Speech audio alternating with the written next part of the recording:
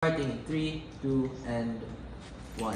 So let's cut the bullshit, right? In terms of raw output of power, nuclear reactors outpace all other forms of renewable energy, and it isn't even close. The metric here is energy return to energy invested, and nuclear energy is 80 to 90 is to 1 versus all other forms of energy, whether it be renewable or non-renewable, such as coal and natural gas, which is 20 to 30 as is to 1.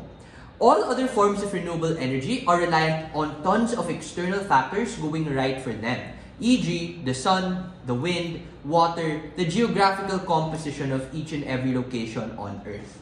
The limitations of nuclear energy really only fall under two categories. A, it's extremely expensive to prop up. B, people perceive it as something very scary and dangerous. We say that small modular nuclear reactors solve those two very particular problems because through the act of investing within this form of nuclear energy, it not only makes it cheaper, but it makes it a lot more scalable for each individual country. And as a virtue of this being a lot more manageable to handle, given that it's legitimately or literally smaller, you are far more likely to curtail a lot of the legitimate harms and risks associated when it comes to managing nuclear power plants. On all fronts, it's probably a better thing to invest in. Let's talk about the frame before I get into my argumentation. 1. This is an actor motion with an embedded policy. Who is the House? Anyone and everyone who has the means, capacity, and motivation. This applies to developed countries like France, Spain, Sweden, and the United States, as well as developing countries like China, India, Argentina, and Brazil. If you are investing, then you will invest more into it. If you are on the fence to invest into it, then this means you probably should start doing so. 2. Let's just box out a lot of the shit that the opposition will say about poor and disenfranchised countries who do not have a means to invest and should not invest all of their resources here. Of course, this debate has to assume a degree of capacity or else it's a shit round. Please just not have that debate. 3rd, what do we mean by heavily invest? This will be proportional depending on the country's size and budget for nuclear energy.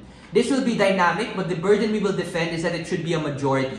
So, the trade-off we are willing to clearly make is less funding for status quo initiatives like coal, natural gas, and all other forms of renewable energy. Coal and natural gas are not sustainable and will soon run out, while renewables are an over-promised far cry in the name of all of these things, right? So, that is the clear counterfactual that we want to defend. 4th, you might say, why don't just go big and put in large conventional reactors or micro reactors? Why does it have to be these medium ones?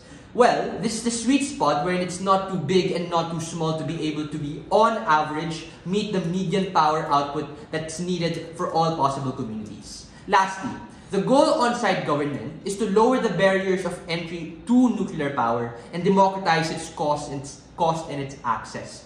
SMRs are an easy way to sell the idea towards governments and corporations, especially amidst a lot of misconceptions and misinformation, fear-mongering, and propaganda that inhibit the possibility of nuclear energy being on the forefront of the entire world and how it is utilized. 2 arguments coming from side government.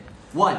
SMRs allow the benefits of nuclear reactors to be proliferated en masse, especially in targeted areas where energy is of utmost importance towards them.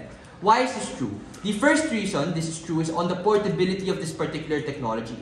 Let me make the trade-offs clear on our side of the house. SMRs are literally like mini versions of nuclear reactors. They do not output the same amount of energy, but they output still a very significantly large amount of it. To quantify, right? 300 megawatts can power entire streets, entire neighborhoods, parts of entire cities. Why is this something comparatively better on our side of the house? 1. It's very consistent.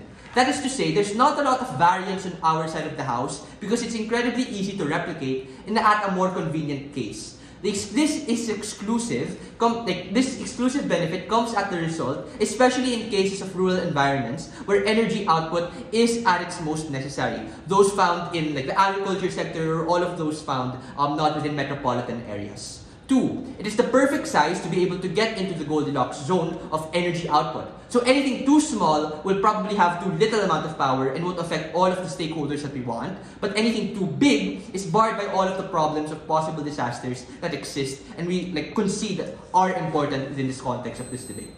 Why then is this particularly better than side opposition? Because on opposition's end, whatever counterfactual they may come up with, or whatever alternatives that they provide, is going to cost a lot of these countries far more expensive and a lot more less scalability. As a consequence of nuclear power or nuclear energy being a lot more dynamic in the use case that it has, you can just apply it to far greater context and far broader context, especially in the instance where the geographical location of each country's different nuclear energy can help solve all of that. Before the second argument though, I'll take a POI if you guys have. 3, 2, and 1. Okay, no POI. The second argument is very simple. SMRs allow for better management of nuclear waste and is able to manage it a lot more efficiently. Why is this true? It's very clear that a lot of the harms associated with nuclear energy is that it's incredibly dangerous, right? E.g., the disasters found in Fukushima or in Chernobyl are at the forefront of our minds when it comes to nuclear disasters happening and why it's not something that we want to happen.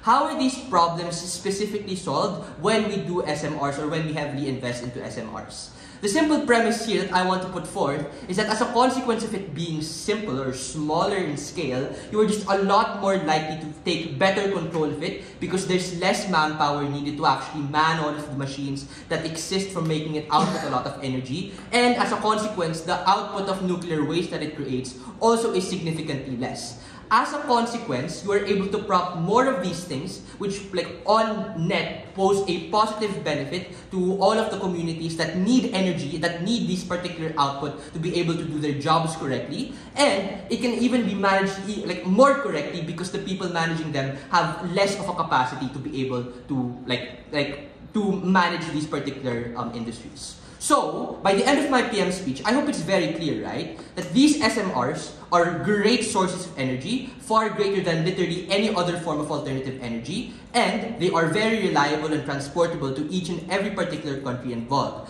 As a consequence of them being really small, you are able to manage them more effectively. For all of those reasons, it's probably best to heavily invest in them.